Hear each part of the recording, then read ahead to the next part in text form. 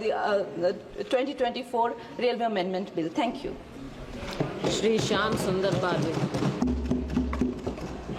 श्री श्याम सुंदर बाजू।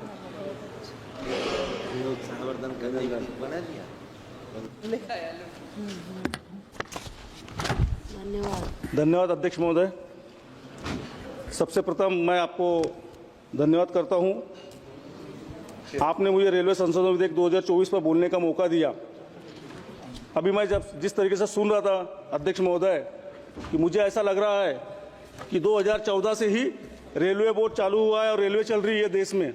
इसके पहले रेलवे चलती नहीं थी। इस टाइप से ही, इस प्रकार से ही जताया जा रहा है मंत्री महोदय के माध्यम से और सत्ताधारी पक्षों के माध्यम से।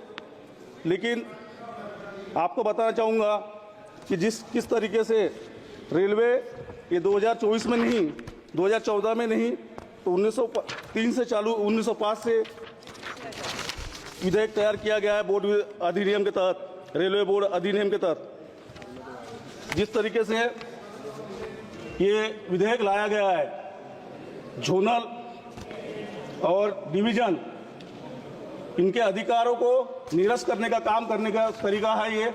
और सारे लोगों को यहाँ दिल्ली में केंद्र में बुलाकर लोगों को परेशान करने के हिसाब से ये बिल और ये तैयार किया गया है, मुझे ऐसा लगता है।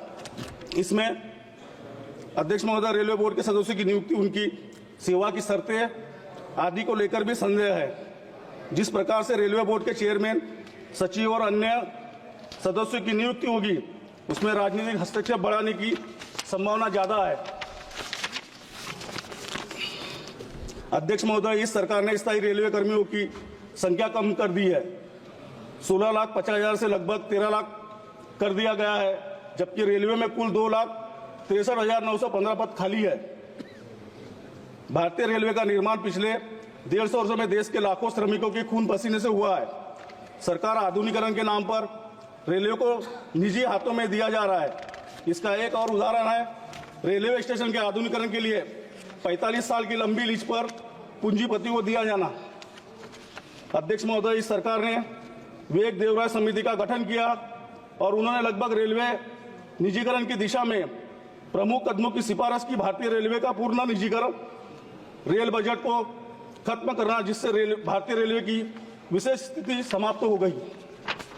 अध्यक्ष महोदय, मैं आपके सामने कुछ तथ्य को भी रखना चाहता हूं। सरकार जो कहती है वो करती नहीं है और ये आंकड़ों से साबित होता है।